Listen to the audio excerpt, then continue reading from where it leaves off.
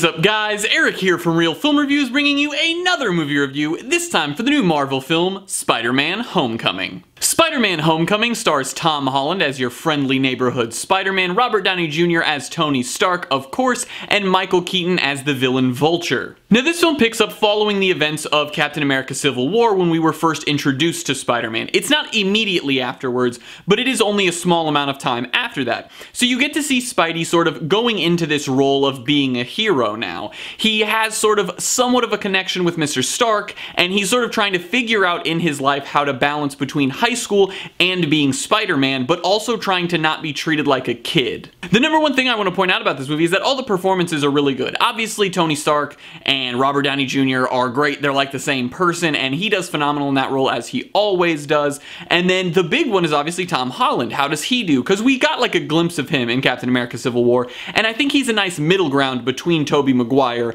and Andrew Garfield. So I don't know if he is perfect as Spider-Man or perfect as Peter Parker yet, but I think that this film was a very perfect beginning for him, and he can only go up and up and up from here in the role. Michael Keaton as Vulture is also one of my favorite villains I think we've ever gotten in a Marvel movie thus far, and the big reason for that is obviously one, Michael Keaton is just amazing. Who doesn't love Michael Keaton? But the other one is the fact that he really sells this role, and everyone can understand why he's doing what he's doing in the film. He's not just your stereotypical, like, oh, I just want to do this to destroy the world. He's a guy that has very particular reasons for why he's doing it, and I think, as most people know, what makes the best villains are villains that you can relate to in some way. So I really thought Vulture was a great villain in this film. And then along with that, I really thought that all of the comedy in the movie hits really well. Tom Holland sold all of the comedy, which really impressed me because I didn't know if he would be able to do that, but he was great, and he really carried over all of the funny quips that he had in Civil War into this film,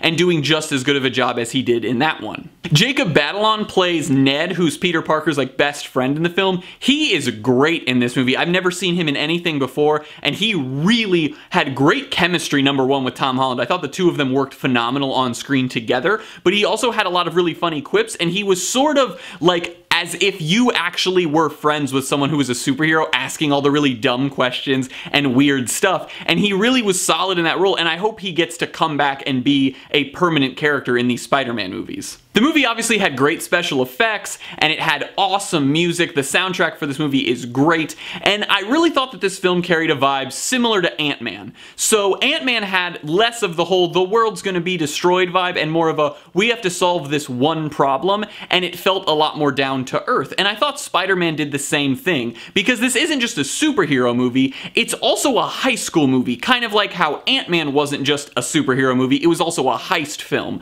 So this one is obviously a lot different being a high school film, but it has all of those classic high school moments, but they're sold really well, and they're also put in to the context of him being Spider-Man. So every time he's in one of these situations, the fact that he's Spider-Man plays into it in some way. This was a really fitting first Spider-Man movie. It's funny, it's got a lot of energy, and it's a lot of fun. That's the big thing about this movie, is it's a lot of fun. But then past that, it actually does have depth for some of these characters, and it also isn't just some simple, straightforward script. It does have some twists and turns throughout it that do surprise you. That being said, this movie did have some issues. One small issue I had with it was the fact that they took the time to cast really talented people in extremely small roles in the film. So Donald Glover, someone who a lot of people actually wanted to play Spider-Man at some point, back in the day when they were recasting for Andrew Garfield, they wanted him to be like an older Miles Morales, got sort of a bit role in this movie, but it's very small for how talented and how good he could have been, and it's not that he does a bad job, it's just I wish they would have given him a role that we would know would be reoccurring. And then sort of the same thing with Hannibal Buress. Again, really talented, really funny actor, but he's given sort of just a small role in this film and is only really on screen 2 or 3 times.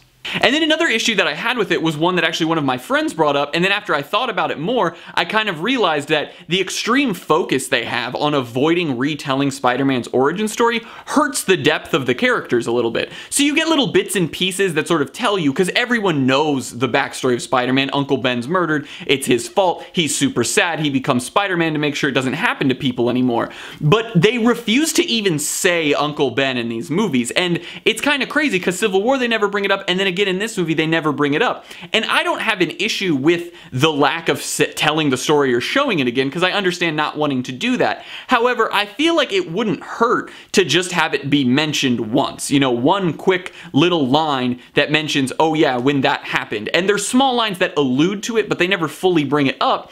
And it just sort of feels like that's something that would give more depth to the character of Peter Parker, because there might be people that don't know that part of the story. Even though that's going to be a very, very small minority, there's still a chance that someone doesn't know that, and it's kind of probably making Peter Parker look like a less interesting character. Now, my biggest issue with this movie is actually the action. Now, it's perfectly fine, it's filmed all right, there's nothing particularly wrong with it, it's more just the continuity of it, because when you watch Captain America Civil War, Spider-Man is given that suit, and he seems to have a pretty good control over how it works, using all the different types of webs to tie people up and things like that. And he has great focus, and honestly in that fight he holds his own. And granted, there are a few lines that allude to maybe why he was able to do that, but I'm not going to spoil that. It's just sort of there, just like, hey, we're making up a reason for this. But then in this movie, it seems like he all of a sudden has a lot less skill in his fights. He's less in tune with the way his suit works and all of these different things, and it just didn't really match up to where what we saw in Civil War. So I kind of wish that they would have just stuck with it, because in this movie he almost seems a little bit like inept in fighting, when in the last movie we saw him in, he was going fist to fist with Winter Soldier and Falcon and Captain America and all these people. He's like interacting in fights with these well-trained soldiers, and then in this movie it kind of seems like he's struggling to beat down like regular people, and it just didn't really work for me. While the action all looked fine and everything, I felt like you just made Spider-Man look a little weaker than he is as a character, when in Civil War they actually made him look pretty strong. I'm gonna give Spider-Man Homecoming an A-. This movie was a ton of fun. I highly recommend it to anyone that's a fan of superhero movies, and honestly, even if you aren't that invested in the Marvel Universe, I think this would be a really solid starting film, because it's really funny. I don't think I've laughed this hard at a superhero movie since the first Guardians came out. So if you enjoy that, I definitely recommend it. If you guys would like to see a spoiler review from me where I go in depth about everything, just leave a comment below, let me know that, and I can get that up for you guys. As always though, I'm Eric. If you enjoyed this review, please do like, subscribe, comment down below what you thought of Spider-Man Homecoming, share everything we do here on Real Film Reviews, and hope to see you guys later.